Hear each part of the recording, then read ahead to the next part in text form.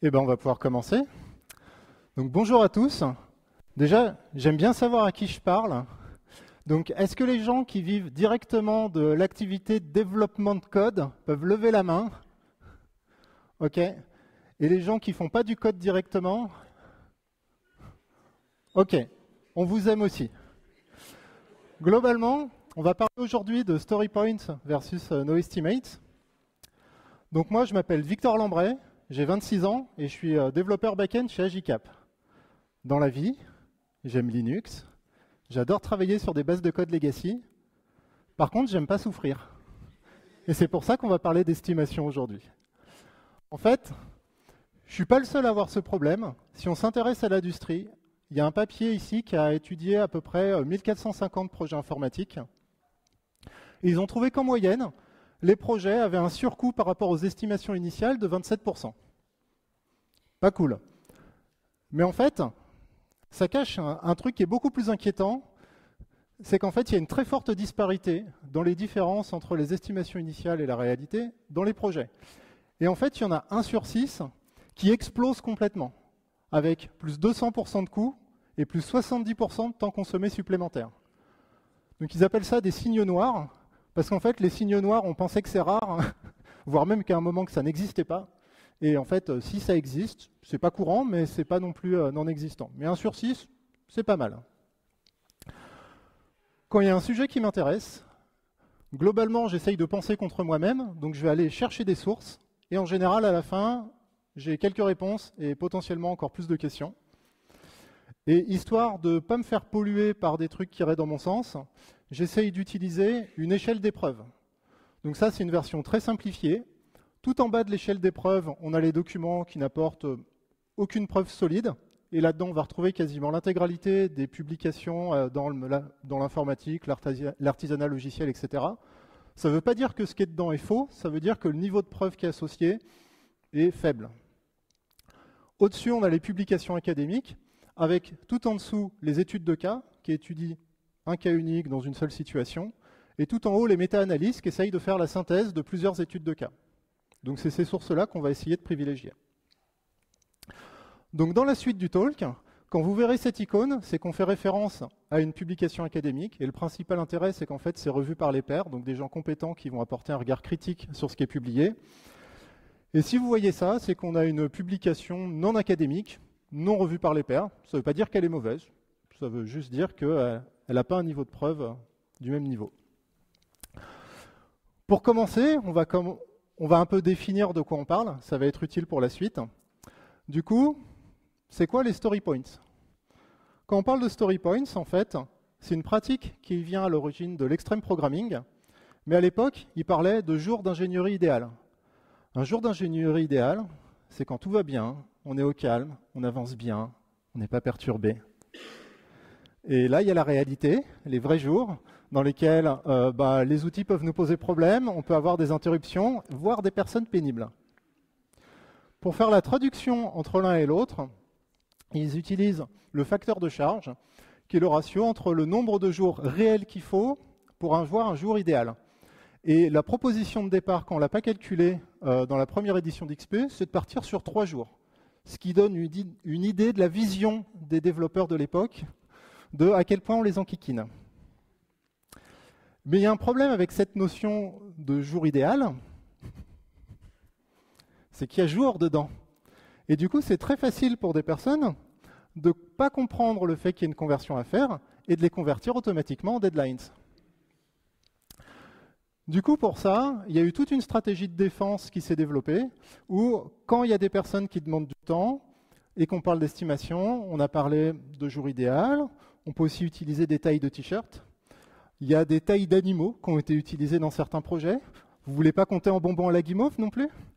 Voire en taille de planète. Et là, il faut quand même être calé en astronomie pour savoir de quoi on parle. Bref, tout un ensemble de vocabulaire qui permet de ne pas parler de temps directement. Et en fait, actuellement, le vocabulaire de l'extreme programming est plutôt tombé en désuétude. Mais par contre, on utilise la notion de story point et de vélocité qui, en fait, recoupe exactement la même chose. Et si on s'intéresse à quel point c'est répandu dans l'industrie, On a ce papier qui nous éclaire un petit peu. Et sur les publications qui ont été analysées, on voit que le poker planning est énormément utilisé et que de manière générale, les 4 méthodes tout en haut, c'est des méthodes qui sont basées sur des humains. On parle de jugement par les experts. Et en termes d'unités, les story points, c'est la plus utilisée. Et il y a d'autres unités basées sur les points qui ont l'air d'avoir quelques nuances, et je n'ai pas très bien compris quelles étaient les différences dans les publications. Mais ça a l'air d'être la même idée, c'est d'utiliser des unités globalement d'effort relative. Voilà. Maintenant, qu'est-ce que c'est le no estimate? Et en fait, c'est pour ça que j'avais envie de faire une définition, parce que ça, c'est souvent le truc le moins bien compris. Souvent, on se dit, no estimate, il n'y a rien. On est en aveugle, on navigue à vue, on n'a pas de planning. Et en fait, c'est pas vraiment ça. Il y a ce problème de compréhension, parce qu'en fait, quand on parle d'estimation, on a tendance à confondre deux concepts. Le premier, c'est l'estimation en elle-même, qui est l'évaluation de l'effort pour réaliser une tâche. Et de l'autre côté, c'est quel planning on va construire à partir de ces estimations. Et en fait, quand on prend les origines du no estimate, on a cette personne qui s'appelle Vasco Duarte, qui en 2012 a publié un article de blog qui dit « Voilà une meilleure manière de prédire vos dates de release ». Et en fait, ce qu'il a fait comme observation, c'est que sur son projet, il a regardé quelle visibilité il avait avec le calcul des story points, et il a comparé par rapport à la date de release réelle, et quelle information il aurait s'il comptait juste les tickets. Et en fait, il a observé que compter juste les tickets, ça marchait à peu près aussi bien. Lui, il a mesuré un peu mieux, mais c'est qu'un cas, donc il en conclut, c'est équivalent et ça coûte moins cher. Donc c'est pas mal. Et truc intéressant, au moment où il fait ça, lui, il gère des projets. Donc actuellement, on a les story points qui sont une pratique qui vient des développeurs, qui est principalement défendue par les gens qui gèrent des projets, et la pratique par la personne qui gère les projets est principalement poussée par des gens dans le développement. C'est rigolo. Et comme il trouvait sa trouvaille absolument géniale, il a décidé de publier un bouquin sur le sujet qui s'appelle No Estimates. Et actuellement, quand on parle de No Estimates, on fait vraiment référence aux pratiques qui sont là-dedans. Mais Vasco Duarte, c'est aussi un agiliste. Donc à côté de dire compter les tickets, il dit aussi, en fait, l'important c'est d'avoir des boucles de feedback courtes pour aller détecter où est-ce qu'il y a de la valeur, où est-ce qu'il y a des pièges. Donc globalement, planification à une échelle de le moins de temps possible. Donc si on résume la question qu'on va se poser aujourd'hui, c'est en fait, on a deux techniques différentes qui permettent de faire des projections, et on va les comparer. Comment ça fonctionne les story points? Je pense que la plupart d'entre vous êtes familiers, mais on va quand même faire un petit rappel. L'idée, c'est qu'on a un backlog de tâches.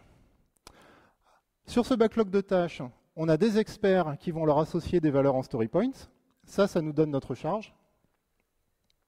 On a un historique à partir duquel on extrait les valeurs de tickets réalisés en story points qui ont été estimés par les experts. Ça nous donne la vélocité. On croise les deux pour obtenir des mesures de temps et on est capable de construire une projection à partir de ça. En NoEstimate, on va avoir exactement les mêmes points de départ, mais ça va être un peu plus direct. Les tâches sont directement converties en charge. À partir de l'historique, on extrait des dates et ça va directement nous donner la vélocité. Et on croise ça pour obtenir une projection. Donc en fait, si on s'intéresse à la différence entre les deux techniques, elle est là. Globalement, est-ce que le fait de faire intervenir des humains dans la boucle, ça nous apporte de la valeur ou pas? Donc on va évaluer la valeur de l'être humain ici.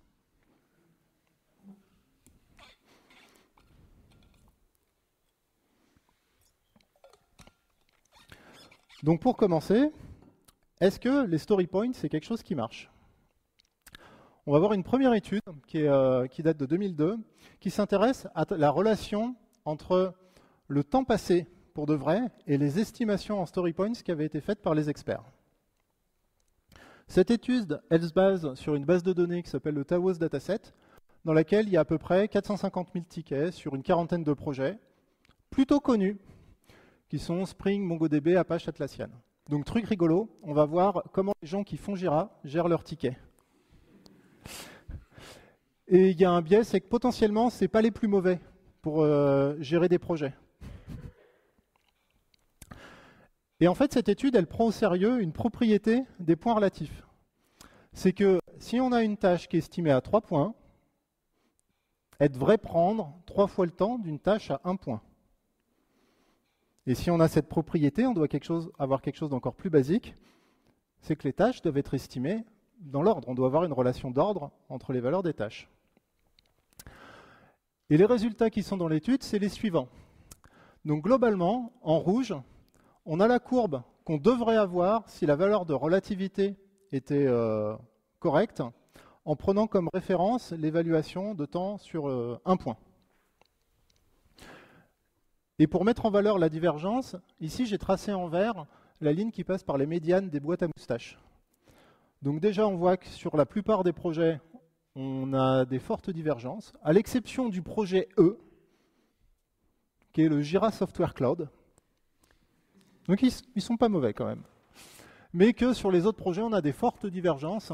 Et en particulier, c'est un peu quelque chose qui m'a surpris, c'est que là, on a des projets à N points qui sont évalués plus bas que des projets, enfin que des tâches avec une valeur de points inférieure.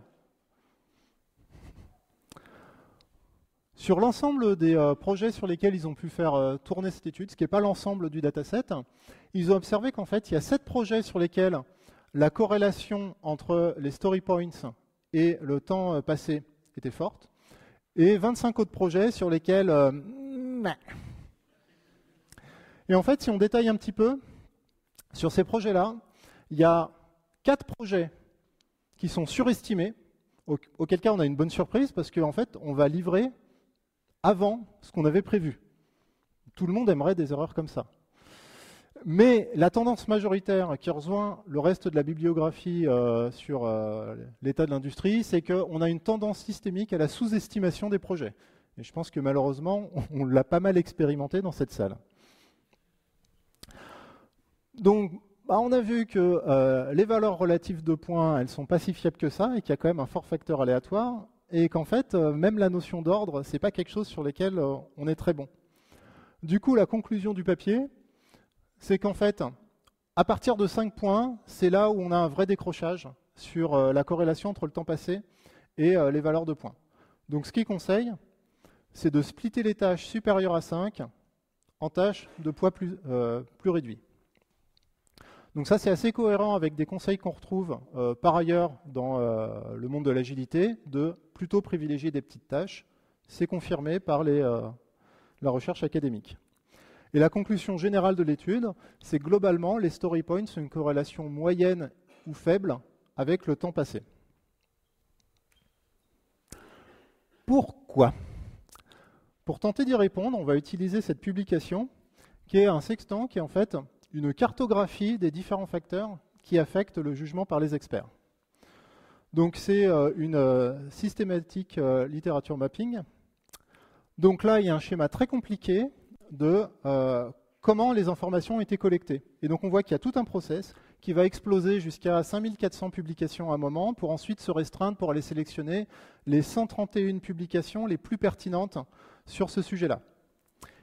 Et du coup, moi je suis content quand je tombe sur un papier là-dessus parce que ça fait une quantité hallucinante de boulot que je n'ai pas à faire. Moi j'ai juste tombé sur le papier, oh, des conclusions.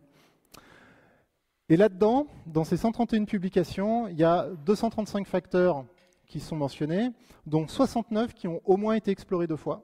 Et du coup, c'est ceux-là qui vont être utilisés pour construire la carte. Donc là, on a un détail de cette carte au niveau des facteurs qui affectent l'activité d'estimation en elle-même. Et donc là, on voit qu'il y a des facteurs empiriques qui peuvent changer dans un sens ou dans l'autre. Il y a des facteurs en rouge qui sont les facteurs d'erreur, qui sont malheureusement majoritaires. Et il y a quand même des facteurs en bleu qui sont des sources de précision. On va commencer par voir quelques facteurs qui peuvent poser problème. Si on a une tâche qui est évaluée à 5 points avec comme titre « Nouvelle fonctionnalité » et qu'on se dit « Tiens, on va changer le titre, on va l'appeler « Extension mineure », mais on a exactement les mêmes specs. et bien là, on va avoir une sous-estimation de la tâche. Il y a aussi un biais qu'on a, c'est de se dire, on a des problèmes avec les estimations, c'est parce qu'on manque d'informations. Du coup, on va rajouter des détails. Et quand on fait ça, en fait, on donne confiance dans l'équipe de développement que ça va être facile, et pouf, sous-estimation de la tâche. Un autre biais qu'on observe, c'est le biais quand on évalue en séquence des tâches de taille similaire. En théorie, l'évaluation devrait être indépendante. Mais en fait, on a un biais de divergence qui fait que si on évalue des tâches similaires en séquence, on a tendance à les surestimer de plus en plus. Du coup, on se dit, facile, il suffit d'estimer les tâches dans un ordre random. Donc là, on va avoir un autre biais, qui est le biais de convergence, où globalement, les tâches vont avoir tendance à ressembler à la tâche précédente si elles divergent trop. Donc là, la tâche toute à droite qui est importante va être sous-estimée parce que la tâche précédente était petite, et la tâche qui est petite va être surestimée parce que la tâche précédente était plus grosse. Donc si on résume tout ça, il faut faire très attention au choix des mots, il ne faut pas donner trop de détails, et il faut estimer ni dans l'ordre, ni dans le désordre. Et là, on n'a que 4 facteurs sur 69, on voit que ça va être compliqué. Il y a quand même des trucs qui marchent. Donc déjà, le poker planning, en tant qu'activité structurée de groupe pour combiner des estimations individuelles, c'est quelque chose qui a tendance à réduire la sous-estimation. Mais uniquement quand c'est fait par des professionnels. Parce que quand ils font ça avec des étudiants, et potentiellement on pourrait penser que les juniors seraient dans cette catégorie-là, on a l'effet inverse, où on a un biais de sous-estimation. Une explication possible, c'est qu'en fait, des personnes expérimentées seront beaucoup plus à l'aise pour aller défendre la difficulté des tâches, là où des personnes moins expérimentées pourraient se sentir timides. Si quelqu'un annonce quelque chose de facile, on ne va pas être confiant dans le fait de dire « bah non, je pense que c'est plus compliqué que ça ». C'est une possibilité. Autre outil qui permet d'améliorer les estimations, la checklist. Personne n'a envie d'en faire, hein. Mais ça améliore les qualités des estimations d'à peu près 10%. Comment est-ce qu'on utilise une checklist? En fait, pour chaque projet, ce que les chercheurs ont fait, c'est qu'ils ont construit une série de questions qui sont pertinentes par rapport au projet. Ils ont évalué si c'était corrélé à une amélioration des estimations, et à la fin, ils ont sélectionné une checklist raffinée à partir de ça, qui apporte de l'information. Et globalement, l'idée, c'est de demander aux gens qui estiment de répondre à des questions avant de donner un chiffre. Et si on fait ça, on y passe un peu plus de temps, mais on a une meilleure qualité des estimations. Un autre point qui permet d'améliorer la qualité des estimations, c'est l'utilisation de l'historique.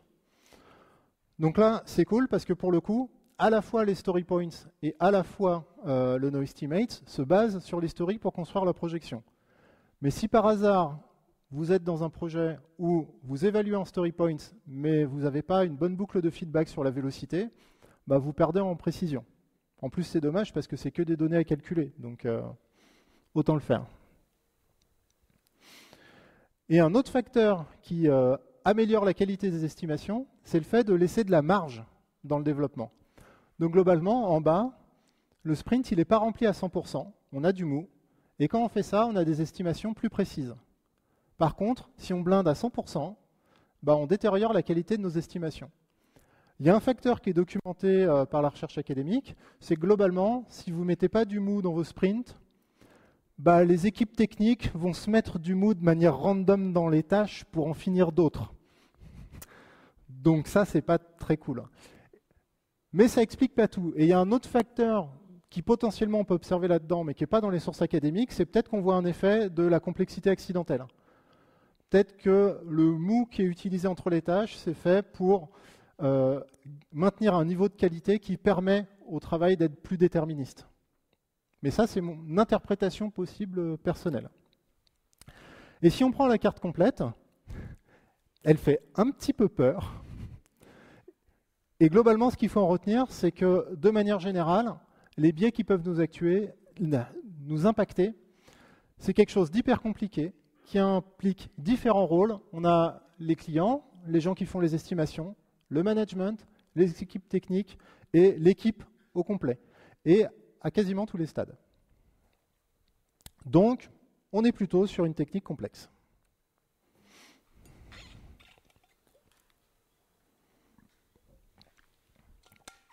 Maintenant, dire que le jugement des experts, c'est pas ouf, ça ne veut pas dire que le no-estimate, ça marche. Donc on va s'intéresser à c'est quoi l'efficacité propre des techniques no-estimate. En fait, on ne va pas parler de Vasco Duarte, on va parler de Steve McConnell, qui est une source qui est citée énormément par Vasco Duarte, et en fait c'est là-dessus qu'il puise ses techniques. Steve McConnell, c'est quelqu'un qui a fait beaucoup de choses, mais en particulier, il a publié un livre en 2006 qui s'appelle Software Estimation, Demystifying the Black Art,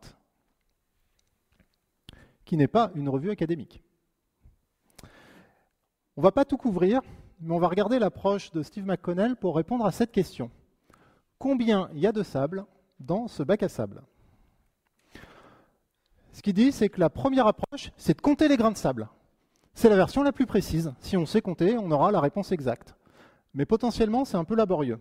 Donc il propose une deuxième approche. Si on connaît en fait les dimensions géographiques d'un bac à, les dimensions géométriques d'un bac à sable, on connaît le volume d'un grain de sable, on peut diviser le volume du bac à sable par le volume d'un grain de sable, ça nous donne une approximation qui n'est pas trop mauvaise. Ça, c'est une autre technique.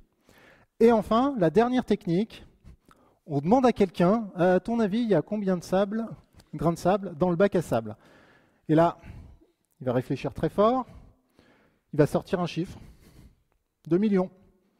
Puis là, il y a quelqu'un qui arrive, non mais en fait, le client, il a signé pour 1. Ouais, en fait, ça peut être 1 million aussi. Ça, c'est un vrai effet de biais qui est confirmé. Vous annoncez les deadlines de vos clients, vous avez une sous-estimation pour se rapprocher des deadlines. Du coup, ce que dit Steve McConnell, c'est qu'en fait, on devrait prioriser 1, de compter, 2, de calculer, et en dernier recours, on fait appel à des humains pour estimer. Et c'est intéressant parce que l'industrie, elle part exactement du point de départ inverse. Mais ça, c'est Steve McConnell. Ce n'est pas une publication académique, il n'y a pas de niveau de preuve associé. Donc, on va s'intéresser aux sources de Steve McConnell, qui est lui-même la source de Vasco Duarte, en parlant de J. Scott Armstrong. Donc là, pour le coup, on a un chercheur qui a 50 ans de publications sur les techniques de projection, avec 40 000 citations, 570 publications. Oui, mais après, il y a les niveaux de preuve et c'est revu par les pairs. On a l'échelle des preuves. Donc en particulier, dans les livres qu'il a fait pour les gens non académiques, il a fait un livre sur les principes de projection pour les chercheurs et les pratiquants. Ce n'est pas ce qu'on va citer tout de suite, on va citer une étude qu'il a fait en 2015 qui fait un état de l'art des méthodes simples versus les méthodes complexes. Globalement, l'idée, c'est de regarder, à partir de données qui se basent sur les séries de temps, donc dans le cas du no-estimate, ce serait le nombre total de tickets qui ont été clôturés à une date T, par exemple, on va chercher à prédire ce qui va se passer dans le futur. Et dans ce papier, il évalue des méthodes très simples contre des méthodes plus complexes qui essayent d'introduire des modèles et ce genre de choses. C'est quoi une méthode simple? En fait, c'est carrément trivial. Il y a la méthode constante. On part du principe que le dernier truc qui s'est passé va se poursuivre. C'est pas ouf, quoi. On a la méthode tendance constante. Alors là, c'est plus compliqué. On met une règle dans ce qui s'est passé dans l'historique et on poursuit le trait. Ça reste faisable. Et la dernière, la plus compliquée des méthodes simples, c'est on continue la courbe. Et là, il y en a une qui s'appelle l'exponential smoothing. Il y a d'autres techniques pour poursuivre la courbe, mais voilà, on reste vraiment sur des choses assez simplistes. Et en fait, ces techniques-là, elles sont connues depuis un bon moment. C'est-à-dire que c'est cité dans le papier de 2015. En fait, en 2001, il y avait le bouquin qui a été publié, et c'est lui qui est cité en fait par Steve McConnell. Mais il y avait déjà une étude d'état de l'art des pratiques qui avait été faite en 1984 sur les 25 années précédentes. Et en fait, dans la chaîne de bibliographie, j'ai trouvé les premières versions de ces techniques utilisées pour la projection en 1958. Malheureusement, c'est difficile de trouver les PDF de ces papiers-là. Donc, je n'ai pas pu les creuser plus que ça. Mais en 1960, voilà, on trouve des descriptions des techniques simples. Et quand on fait la synthèse des 32 publications qui comparent méthodes simples et méthodes complexes, À droite, on a le pourcentage d'erreurs supplémentaires qui vient des méthodes complexes. Et donc là, ce qu'on voit, c'est qu'en moyenne, on a 26,7% d'erreurs supplémentaires en utilisant des méthodes complexes par rapport à des méthodes simples. Et on voit que le jugement des experts est un petit peu plus élevé. Donc, ce qui fait tirer la conclusion à J. Scott Armstrong que, en fait, les méthodes simples sont plus intéressantes que les méthodes complexes, et donc on devrait les privilégier. Pas les utiliser exclusivement, les privilégier. Et en prime, c'est souvent des méthodes qui sont beaucoup moins coûteuses à mettre en œuvre. Et il y a un autre aspect intéressant qui est remonté par Armstrong dans son livre d'origine, c'est sur le fait de pouvoir faire de la combinaison de projections. C'est quelque chose qui a également été étudié dans plusieurs publications, et donc dans cet état de l'art des publications qui étudie la combinaison de projections, en moyenne, ils ont un gain de précision de 12,5%. Et un point très intéressant relevé par Armstrong, c'est que toutes les études qui combinent des projections dans ces cas-là ont montré un gain. Et il y a même des études qui montrent avec des jugements par les experts, mais c'est plus compliqué à utiliser. Voilà, donc ce qu'on voit en fait, c'est que les méthodes simples, c'est quelque chose qui est plutôt ancien, qui est plutôt complet, et qui a priori, on sait que ça marche.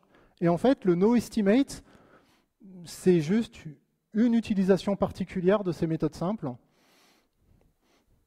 Donc a priori, on a plutôt raison d'utiliser ce genre de technique.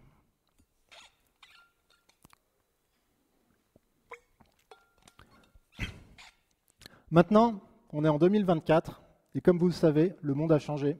Donc on est forcé de se poser la question, est-ce que les IA vont nous sauver ? Globalement, il y a un papier assez récent de 2022 qui a cherché à répondre à cette question. Et c'est des chercheurs en intelligence artificielle qui ont fait le papier. Ils ont cherché à comparer le meilleur réseau de neurones qu'on connaît pour faire de la prévision sur les story points, et ils l'ont comparé par rapport à des méthodes simples du genre, en fait, la médiane du vrai temps consommé par les tickets, qui serait du coup ce qui permet de dériver les méthodes simples. Et quand ils ont comparé les deux, sur les projets du coup de Taos, ils ont obtenu le résultat suivant, qu'en fait, la moitié du temps, le réseau de neurones fournissait des meilleurs résultats, mais que l'autre moitié du temps, les méthodes simples fournissaient des meilleurs résultats. Donc pour eux, les méthodes simples, c'était le contrôle, ils s'attendaient à avoir un chiffre beaucoup plus significatif. Donc ce qu'ils ont conclu, c'est que pour l'instant, en l'état, on ne peut pas dire que les réseaux de neurones sont vraiment quelque chose qui nous apporte quelque chose pour les estimations. Mais en fait, ça vient d'un biais. C'est qu'en fait, comme quasiment toute l'industrie utilise des story points, et on a vu, c'est quelque chose que les humains ne savent pas faire, on demande à un réseau de neurones d'essayer de faire quelque chose sur lesquels les humains ne sont pas bons. Donc c'est un peu problématique. Et c'est quelque chose qui, en fait, qui mentionne dans ce papier-là, c'est globalement, il va falloir qu'on s'oriente beaucoup plus pour se comparer par rapport aux méthodes simples, parce qu'actuellement dans l'IA, ils se comparent beaucoup à « ouais, on fait mieux que les humains ». Donc on donne des résultats pas ouf par rapport à des références vraiment pas ouf. Et c'est un peu ce que j'avais retrouvé dans une de mes confs précédentes où les gens ils disaient le TDD c'est génial parce qu'ils comparaient toujours à des gens qui faisaient quasiment pas de tests. Mais on ne sait pas très bien de quoi on parle quand on compare ça.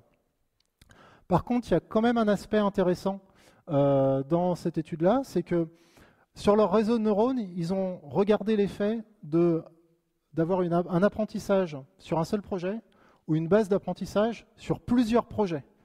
Et en fait, ils ont trouvé que apprendre sur plusieurs projets, ça n'apportait pas de précision supplémentaire par rapport au fait d'apprendre sur le projet sur lequel on estime. Donc ça, c'est quelque chose qu'on peut tirer comme enseignement, même sur les estimations par les experts ORIA, c'est qu'en fait, c'est difficile de comparer des projets entre eux, et si on le fait, il faut avoir des bonnes raisons de le faire, au sein de la même entreprise, avec les mêmes équipes, des contextes assez similaires, etc. Et il vaut mieux vérifier que c'est cohérent. Du coup, après ce petit périple, moi je me retrouvais avec deux trucs.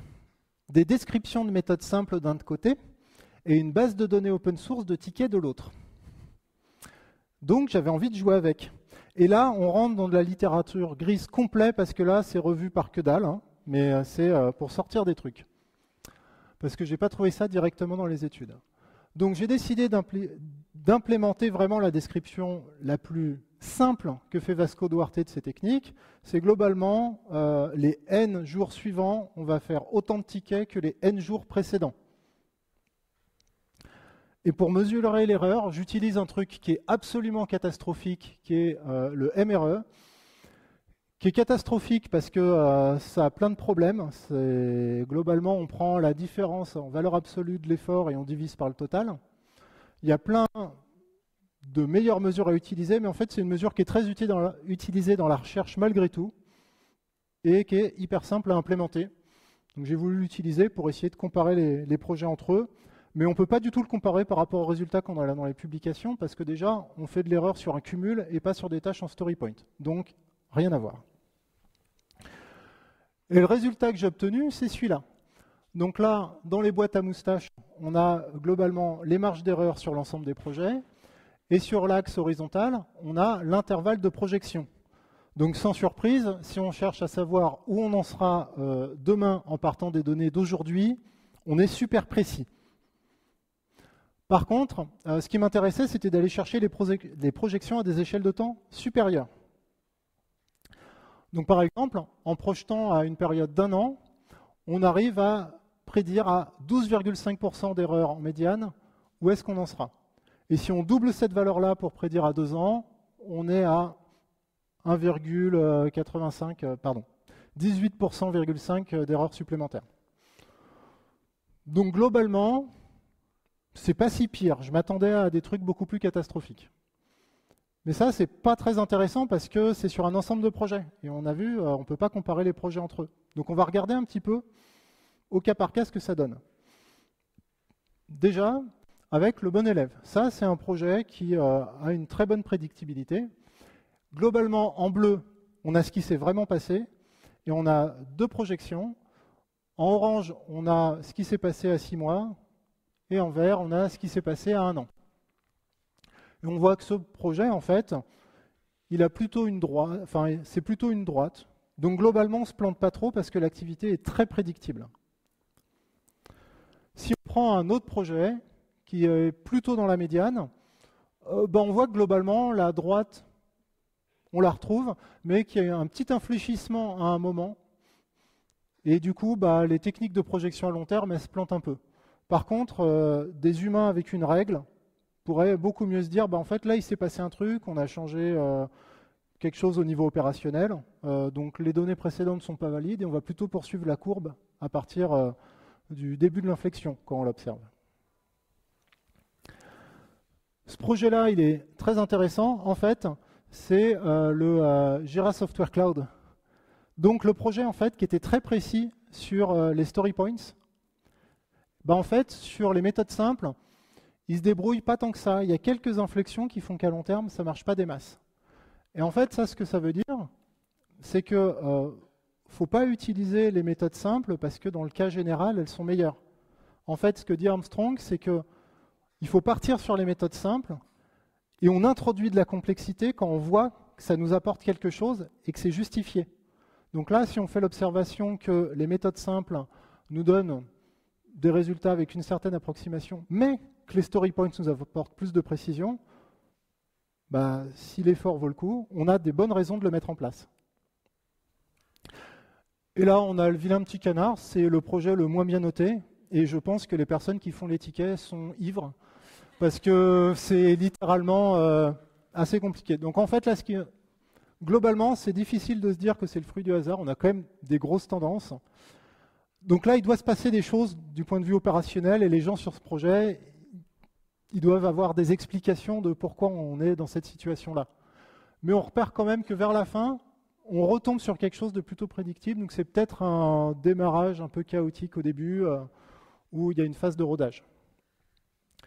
Donc globalement, là, ce qu'on a vu, c'est différents projets, et du coup, comme on a l'information qu'on ne peut pas tellement comparer les projets, si vous avez des informations à en tirer, c'est potentiellement en tirer cette courbe du nombre de tickets réalisés sur votre projet, et en fait, on voit assez facilement si on peut l'exploiter ou pas. J'aimerais revenir sur un point qui est mentionné par Steve McConnell dans son livre, c'est la notion de contrôle. En fait, il lève un sujet intéressant, c'est le fait que quand on se donne un objectif, en fait, ce qui est livré à la fin, c'est jamais exactement la même chose, c'est pas le même projet. On procède à des ajustements. Donc globalement, si on a une deadline, dans un monde idéal, la deadline, elle passe nickel.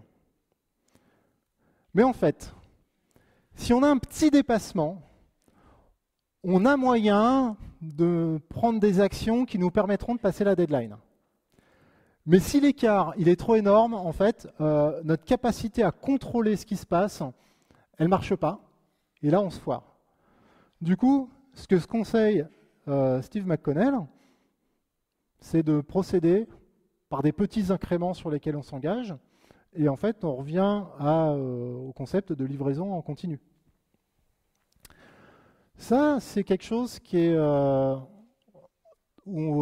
mentionné en fait dans les tables de détail de la map sur les biais qu'on a vu plus tôt. Donc là, globalement, on a les différents facteurs qui impactent la relation au client, et on voit qu'il y a un seul facteur de précision qui est associé, c'est les changements dans les requirements ou le périmètre. Mais on voit que ça peut aussi être associé à un facteur d'erreur.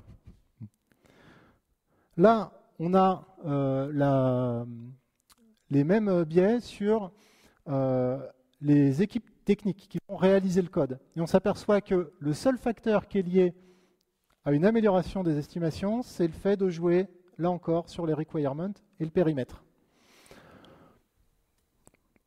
Mais est-ce que c'est ça qui se fait en pratique? On a plutôt l'impression que s'il y a du contrôle qui est exercé, c'est souvent envers les équipes. Mais c'est aussi mentionné là-dedans, c'est la partie pression. Quelque chose de super documenté globalement. C'est à partir du moment où vous mettez la pression dans les équipes, et c'est quelque chose de hyper répandu dans l'industrie, et bien en fait, vous augmentez votre capacité à vous planter. Et on observe ça et sur le facteur lié au client et aussi sur le facteur lié au rôle technique. Donc globalement, on a un projet en retard, on met la pression aux équipes et on casse notre capacité à y voir plus clair. Donc on amplifie le problème. Intéressant à savoir.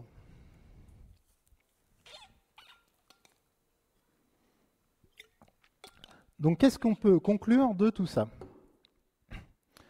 Globalement, que quand on fait appel à des humains ou quand on fait appel à des IA, on n'a pas une visibilité qui est optimale et que ce n'est pas là-dessus qu'on devrait se baser pour aller construire nos plannings. On a quelque chose de plutôt contre-intuitif, c'est que les méthodes complexes qu'on cherche à mettre en œuvre pour gagner en précision, en fait, elles augmentent les erreurs et qu'on devrait privilégier des méthodes simples en première approche. Du coup, à partir de ça, j'essaye d'imaginer c'est quoi l'activité d'estimation qu'on pourrait avoir. C'est de conserver les estimations en groupe, donc on peut garder les activités de poker planning, mais plutôt que de chercher à sortir des valeurs en points, on pourrait chercher à sortir différents artefacts qui nous permettront de faire des projections prédictibles. Un découpage en tâches de taille réduite, ça c'est ce que nous proposent nos estimates. Un découpage en fonction du nombre de tests d'acceptance qui est utilisé par les stories. Ça c'est ce que propose Ron Jeffries, qui est du coup une des personnes à l'origine de l'extreme programming, quand il a eu connaissance globalement de nos estimates. Donc c'est quelqu'un qui a mis en place les story points et qui plus tard a dit en fait avec ces informations maintenant on se passerait plutôt sur le fait de compter les tests d'acceptance. Mais on peut imaginer plein d'autres artefacts, potentiellement les épiques si on veut avoir des visions à long terme, le nombre d'écrans sur une application web ou une application mobile, ce genre de choses. En fait, il faut trouver ce qui est pertinent pour le projet. Et si on fait ça, on devrait avoir une transformation sur qui repose le stress. Parce qu'en fait, du point de vue des équipes techniques, ça va être beaucoup plus cool. C'est plus notre responsabilité directe de si une deadline est tenue ou pas. Par contre, les gens qui gèrent le produit, bah, c'est eux qui peuvent piloter le nombre de tâches qu'on met, c'est eux qui peuvent contrôler le périmètre, et du coup, il y a des chances que le stress se repose de leur côté. Mais par contre, en utilisant ces techniques, ce qu'on peut s'attendre, si on fait des petites itérations et qu'on évite de reproduire le problème des signes noirs, on devrait avoir des estimations un peu plus justes, qui sont plus faciles à défendre par rapport aux gens qui demandent des plannings, etc. Parce qu'en fait, les managers ont exactement le même genre de pression que les équipes techniques là-dessus. Parce que c'est plus difficile de négocier avec des données qu'avec des humains. On a moins de facteurs d'influence. Et avec des petites itérations, on peut imaginer que les projets ne seront pas à l'heure, mais ils seront peut-être sous contrôle. Et donc, ça permettra de tenir quelque chose de suffisant pour qu'on se dise que en fait, tout va bien. Si vous avez envie de creuser le sujet, bah en fait, je vous conseille de lire ces bouquins-là. Plutôt le livre de Steve McConnell, parce qu'il se base un peu plus sur les sources académiques, même si à l'intérieur, il y a des trucs où il s'est un petit peu fait enfler, mais sur le fond, de manière générale, c'est plutôt correct. Et si vous êtes déjà convaincu en fait, par les NoEstimate, vous pouvez directement aller voir les pratiques qui sont proposées par Vasco Duarte, qui s'est mis un petit peu à jour sur les sources académiques, mais qui est moins générique dans son sujet. Et je ne vous conseille pas en fait d'aller lire les sources académiques, parce que typiquement, J. Scott Armstrong a fait des bouquins qui contiennent de l'or, mais ils sont imbitables. Il y a assez peu de structure, c'est assez compliqué. Donc à la limite, lisez plutôt les publications sur le sextant. Il y a plein de références vers des articles qui sont beaucoup mieux écrites. Je voudrais remercier pas mal de monde. Déjà, toutes les personnes qui écrivent les articles, parce que si j'avais pas ça, en fait, je serais juste un rigolo qui monte des dessins, mais il y aurait zéro fond. Donc on passerait potentiellement un bon moment, mais on n'apprendrait pas grand-chose d'intéressant. Toute l'orgate Tourentech, parce que franchement, c'est une conf trop cool et je vous adore. Les sponsors, parce que quand on veut organiser une conf un peu structurée, ça aide quand même pas mal. Et puis ma boîte, déjà parce qu'ils m'ont payé cette semaine pour finir de préparer ma conf et assister, et moi j'apprécie. Et surtout parce que j'arrête de souffrir parce qu'ils ne font pas d'estimation.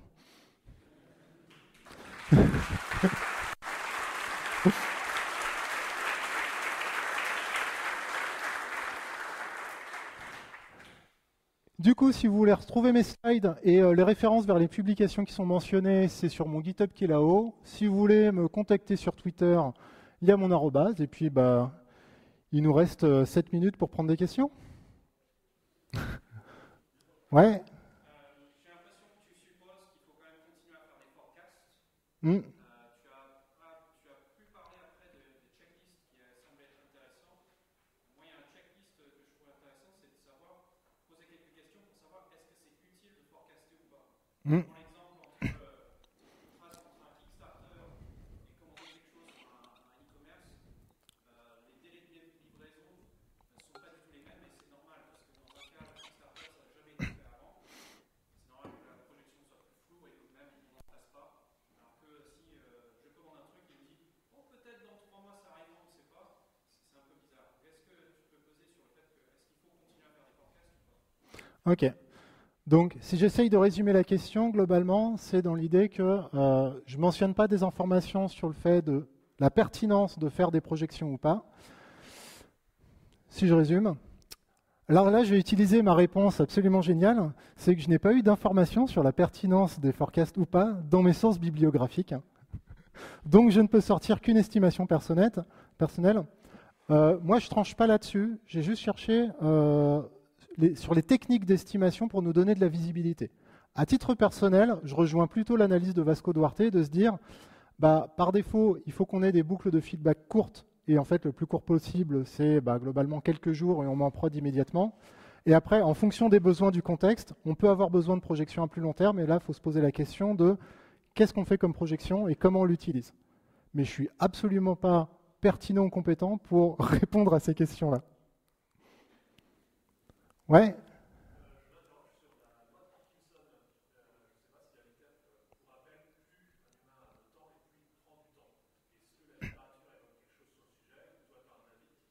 Ouais, donc globalement la question c'est sur la loi de Parkinson qui est plus on a de temps, plus on l'utilise. Globalement, je n'ai pas trouvé d'informations dans mes sources bibliographiques sur la loi de Parkinson. Globalement, de manière générale, la plupart de ces lois-là, elles sont mentionnées dans de la littérature grise.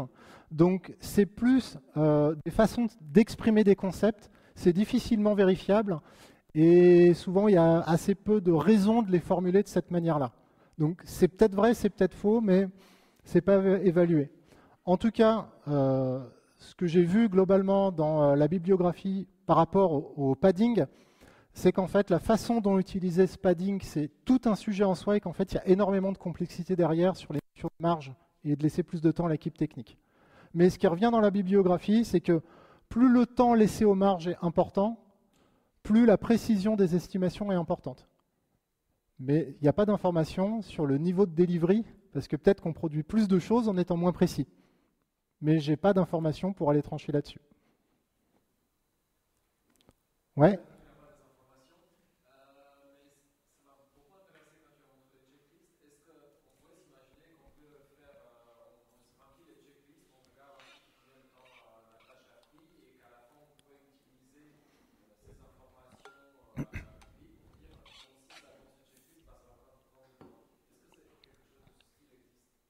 Alors globalement, la question, ce serait d'utiliser la checklist pour, une fois qu'on a le temps réalisé, réutiliser les informations qu'on a mis dans la checklist pour les utiliser pour potentiellement, enfin, en tant qu'historique dans les estimations futures. Alors, je n'ai pas trouvé de cas qui mentionnent ça directement. Maintenant, là-dessus, j'ai des réponses de ma bibliographie. C'est que le fait d'utiliser les éléments de la checklist de base pour faire des projections, enfin, pour faire des estimations, c'est une méthode complexe. Donc, il y a plus de chances que ça introduise des erreurs que ça introduise de la précision. Mais la démarche qu'il faut avoir là-dessus, c'est d'essayer et de mesurer si, dans ce contexte-là, avec la façon dont le projet et l'équipe a d'utiliser les checklists, ça peut apporter de la précision. Et en fait, c'est l'approche qu'on doit avoir sur toutes les méthodes complexes et en fait même les méthodes simples. Parce que si elles ne marchent pas, il n'y a pas de raison de les utiliser. Ouais.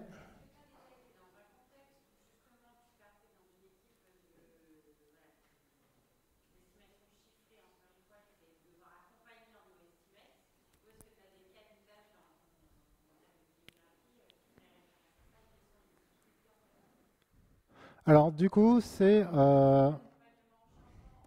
Ok, donc sur l'accompagnement au changement, sur des équipes qui utiliseraient globalement les story points et qui passeraient au NoEstimate. Je n'ai pas trouvé d'informations là-dessus dans ma bibliographie parce qu'en fait, c'est quelque chose de très qualitatif. Et du coup, c'est plutôt dans les études de cas. Moi, ce qui m'intéressait, c'était plutôt les synthèses d'études de cas. Et c'est très difficile de faire de la synthèse sur du qualitatif comme ça. Maintenant, à titre personnel, j'ai bossé pour des clients qui ont fait l'observation que s'ils remplaçaient toutes leurs estimations de tâches par 5, ils avaient les mêmes courbes. Et du coup, assez logiquement, ils se sont dit, on va arrêter d'estimer les tâches parce que ça ne nous apporte rien. Donc ils ont constaté qu'il n'y avait pas de gain. Après, j'ai aussi observé d'autres projets sur lesquels il y avait des estimations en points et en fait, c'est pas ce qu'on finissait par utiliser en pratique pour aller construire les plannings. C'est-à-dire, ça donnait des trucs toujours faux, les gens le savaient, et on n'y accordait pas d'importance.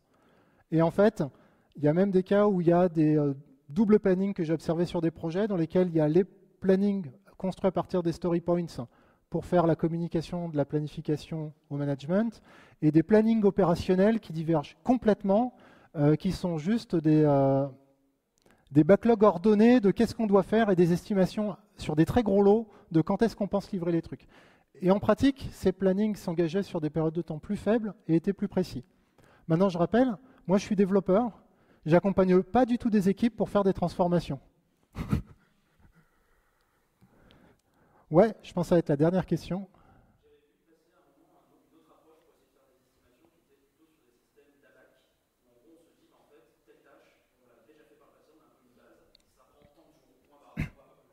Ouais.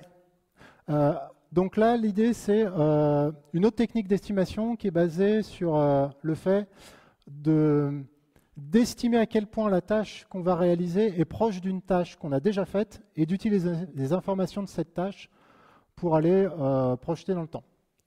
Alors, c'est mentionné dans les techniques, je ne sais plus quel est le terme précis, mais globalement, il y a à peu près 30% des gens qui font ce travail-là. Le problème, c'est qu'on demande à des humains d'estimer est-ce que cette tâche sera similaire à l'autre. Donc ce qui est cool, c'est que ce qui vient de l'historique, c'est des vraies données. Donc là, c'est des choses, on est dans le cadre du modèle simple. Mais le fait d'estimer si c'est similaire, là, on introduit quand même un facteur de complexité qui peut apporter un manque de précision. Maintenant, dans certains projets, j'avais fait l'observation que des tâches de nature similaire, on les estimait pareil et ça ne posait pas de problème. Et le timer indique pause café, donc on a terminé. Merci beaucoup.